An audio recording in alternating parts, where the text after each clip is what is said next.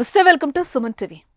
ఉన్నత చదువులు, మంచి ఉద్యోగ అవకాశాలు, మెరుగైన లైఫ్ స్టైల్ కోసం గత కొంతకాలంగా వలసల శాతం పెరుగుతూ వస్తోంది. ఇప్పటికే ఈ వలసల ప్రక్రియ అనుకున్న స్థాయి కంటే ఎక్కువగానే సాగుతుందని పలు నివేదికలు తెలుపుతున్నాయి. అయితే ఈ మధ్య కాలంలో America, Australia, Singapore, UK, Germany వంటి వెల్ డెవలప్డ్ కంట్రీస్ కు వలస వెళ్లేందుకు యువత ఆసక్తి చూపుతున్నారు. వలస వెళ్లిన అనేక యువత ఉన్నత స్థాయిలో ఉంటూ వారి జీవితాన్ని ఆస్వాదిస్తున్నారు. ఇదంతా బాగానే ఉన్నా గత కొన్ని నెలలుగా విదేశాలకు వలస వెళ్లిన భారతీయ యువత ప్రమాదవశాత్తు ప్రాణాలు కోల్పోతున్నారు. సరదాగా ఫ్రెండ్స్ తో బయటకెళ్లి ఎంజాయ్ చేస్తూ లేదా గుర్తు తెలియని దుండగుల చేత హత్య చేయబడడం వంటి అనేక సంఘటనలు చోటు చేసుకుంటున్నాయి అక్కడ.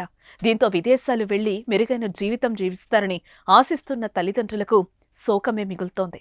ఇదే నేపథ్యంలో అమెరికాలో మరో సంఘటన చోటు చేసుకుంది. భారత్కు చెందిన మరో యువకుడు ప్రాణాలు కోల్పోయాడు.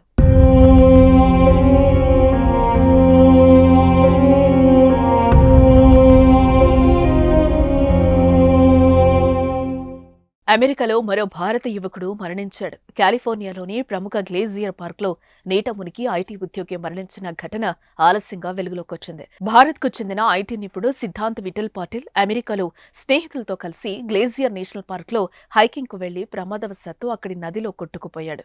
కాలిఫోర్నియాలో పనిచేస్తున్న 26 ఏళ్ల సిద్ధాంత్ విఠల్ పాటిల్ జూన్ 6న తన స్నేహితులతో కలిసి మోంటానా రాష్ట్రంలోని గ్లేజియర్ నేషనల్ పార్క్ లో ప్రమాదానికి గురయ్యాడు.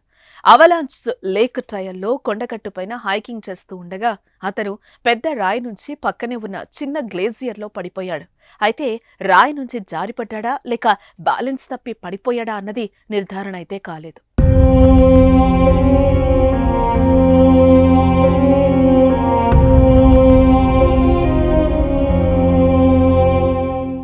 అతన్ని సిద్ధాంత్ విఠల్ పాటిల్ గా గుర్తించిన నేషనల్ పార్క్ సర్వీస్ పోలీసులకు ఈ సమాచారం ఇచ్చాడు.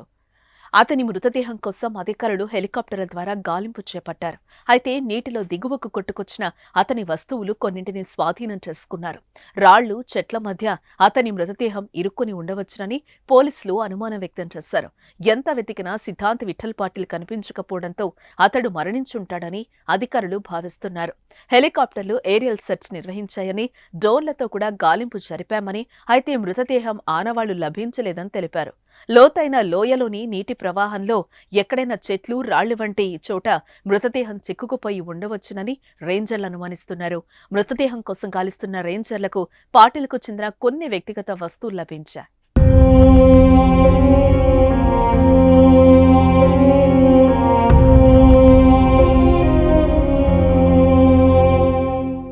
పాటిల్ తడిగా ఉన్న రాయిపై నుంచి జారిపడి ఉంటాడని భావిస్తున్నారు.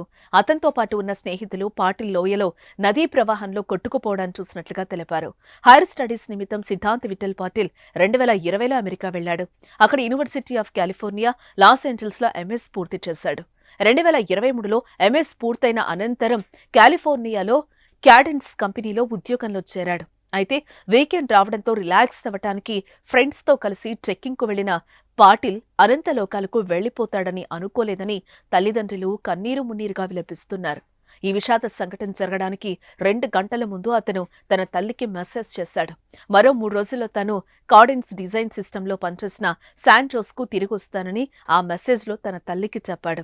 పాటిల్ తల్లిదండ్రులు ప్రీతి విఠల్లు మహారాష్ట్ర ప్రభుత్వ నీటిపారుదల శాఖలో ఉద్యోగులుగా ఈ మే నెలలోనే రిటైర్ అయ్యారు. ఈ ప్రమాదం గురించి తెలిసిన నాటి నుంచి వారు మాట్లాడే స్థితిలో లేరని పాటిల్ మేనమామ చౌదరి అన్నారు.